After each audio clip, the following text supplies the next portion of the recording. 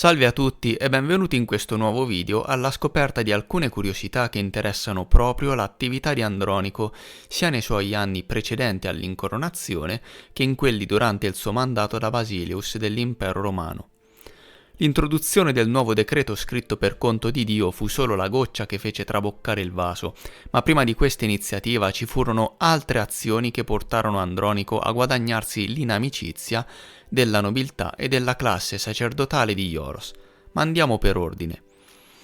Sembrerebbe che nell'antichità non contemplassero proprio l'esistenza dei pantaloni. Le raffigurazioni che ci arrivano dai reperti archeologici o dai quadri ci mostrano un vestiario che prevedeva tuniche e toghe che avvolgevano tutto il corpo fino alle caviglie e che al tempo stesso lo lasciavano libero, senza la costrizione di indumenti molto aderenti. Sembra che fosse un modo di vestirsi usuale per la gente dell'epoca e che fosse diffuso un po' ovunque, ma ci sono ovviamente delle eccezioni.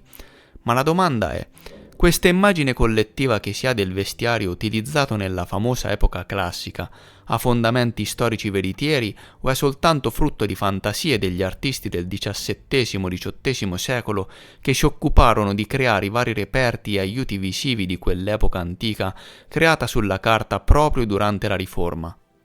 Come sappiamo, non viene mai creato nulla dal niente, quindi viene da sé che attinsero effettivamente ad un aspetto reale in uso nella famosa epoca antica, che però dovrebbe essere collocata più su, nella linea cronologica, e cioè nei secoli XI-XIII. Questo periodo è la nuova antichità in chiave nuova cronologia ed alla luce di ciò ne consegue che questa modalità di vestirsi non era in uso chissà quanti migliaia e migliaia di anni fa, ma semplicemente in tempi molto più recenti. Ma come abbiamo detto prima, questa modalità di vestirsi non era in uso ovunque, poiché è chiaro che nelle regioni più fredde sarebbe impossibile vestirsi così leggeri, per cui si può immaginare facilmente che questa usanza fosse presente nelle regioni più calde, e qui puntiamo il focus sulle regioni dell'impero romaico bizantino proprio dei secoli XI-XIII. Un esempio di questa differenza nel modo di vestirsi a seconda delle regioni di provenienza lo troviamo in questo dipinto presente su un vaso presunto antico del V secolo a.C., che raffigura la battaglia tra i Greci e le Amazzoni. Come vedete, il guerriero greco indossa solo un elmetto ed una gonna corta ricoperta da piastre di metallo, mentre il suo busto e le gambe sono scoperti. Le Amazzoni invece hanno delle armature molto pesanti, con delle maglie e pantaloni in metallo. Come sappiamo bene, le Amazzoni erano originarie della Sarmazia e delle regioni del Volga. Non per niente Tolomeo, nella sua mappa che ricordiamolo non è così antica come afferma la versione scaligeriana, ma è molto più recente, colloca la regione Amazzonia proprio vicino al Volga. Per cui chi erano queste famose Amazzoni? Erano le mogli dei cosacchi, anche loro dedite al combattimento, che provenivano proprio dai territori dell'Orda russa. Ed ecco che il pantalone lo troviamo come elemento comune del vestiario delle regioni situate più a nord, dove fa molto freddo, regioni abitate dai famosi barbari come slavi, i popoli germanici, i daci, i franchi, eccetera. E capite bene che se questa usanza dovesse essere introdotta per qualche ragione proprio nelle regioni più a sud, verrebbe accolta con stupore e sgomento dalla gente del luogo, a cui sembrerebbe veramente bizzarra. E questo è quello che è accaduto proprio sotto l'attività da imperatore di Andronico Comneno, che si rese protagonista dell'introduzione di alcune usanze barbare presso la sua corte a Zargrad e che contribuirono a rinforzare ancora di più il risentimento coltivato presso la classe nobiliare e sacerdotale della capitale. Di una di queste usanze curiose ce ne parla Niceta Coniata nella sua Storia, dove afferma che l'usanza straniera di indossare i pantaloni, percepiti dai meridionali come un qualcosa di piuttosto esotico, venne introdotta per la prima volta da Andronico Cristo. Ecco cosa riporta nel dettaglio. Egli, cioè Andronico, era straordinariamente bello, alto e magro come una palma, amava appassionatamente i vestiti esotici, in particolare quelli che scendono lungo i fianchi e fasciano bene il corpo, fu il primo ad indossarli. Andronico Cristo Comneno introdusse alcune usanze russe alla sua corte, anche grazie ai suoi rapporti molto stretti con appunto gli Sciti. Rapporti che non iniziarono da quando Andronico divenne imperatore, ma da molto prima, poiché ricordiamolo, durante gli scontri con Manuele, Isacco con Andronico e Maria fuggirono per rifugiarsi presso gli Sciti Perborei, luogo da cui provenivano, per cui avevano dei legami molto forti con quella terra. Le stesse fonti russe ci parlano dell'arrivo di Andronico presso il distretto di Galski, che apparteneva ai Rossi, dal principe Jaroslav nel 1165, dopo che riuscì a fuggire dalla prigione più temuta di Joros.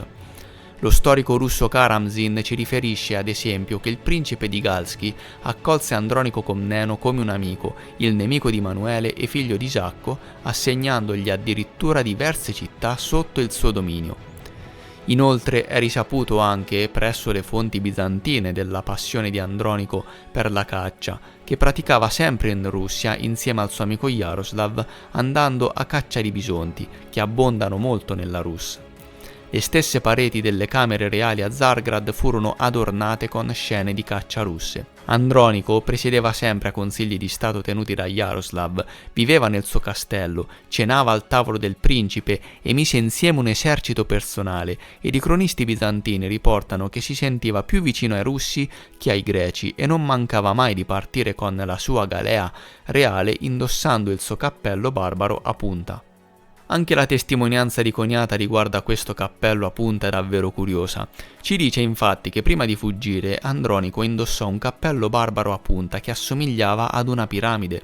Lo conosciamo bene questo tipo di cappello, vero? È un simbolo distintivo del cristianesimo in quanto stiamo parlando della tiara papale, che non veniva indossata a Zargrad, ma faceva parte delle usanze russe mantenute da Andronico. Infatti Coniata chiama la tiara papale con l'appellativo cappello barbaro. In varie icone infatti anche lo stesso Gesù è stato raffigurato con la tiara papale in testa, ed anche il dio Mitra è rappresentato con un cappello in testa, conosciuto come berretto frigio, sempre un copricapo a punta. Se pensiamo poi che con l'impero persiano delle cronache antiche ci stiamo riferendo in realtà sempre alla Rus, i conti tornano. La divinità persiana Mitra è l'alter ego di Gesù Cristo, ovvero Andronico Cristo Comneno, venerato nella religione pagana, cioè il cristianesimo reale ancestrale, predecessore di quello apostolico introdotto, come sappiamo, da Cristo stesso. Per cui abbiamo un'altra conferma che la tiara papale era un indumento fondamentale nel regno russo. Tornando alle testimonianze russe riguardo alla permanenza di Andronico nella Rus, ci viene riportato che Emanuele non era immune da una certa preoccupazione nei confronti del nipote, soprattutto dal momento in cui gli arrivò notizia dell'imponente cavalleria sciita che stava radunando con l'intenzione di invadere il territorio romano. E fu con questo imponente esercito che conquistò Gerusalemme, o meglio Ioros, per poi divenirne imperatore. Ma prima dell'arrivo nel territorio romano, Andronico viaggiò molto, e qui troviamo ulteriori parallelismi con la figura di Gesù Cristo, poiché sappiamo che lo stesso Gesù vagò molto prima di fare ingresso a Gerusalemme. Bene amici, queste erano semplici curiosità che volevo mostrarvi e che ci raccontano bene i legami tra l'imperatore bizantino e la sua famiglia con la terra della Rus. L'Egitto menzionato nei Vangeli, dove si rifugiarono Gesù, Giuseppe e Maria durante le loro fughe per sfuggire da Erode prima ed Archelao poi, ma questo lo vedremo nel prossimo video.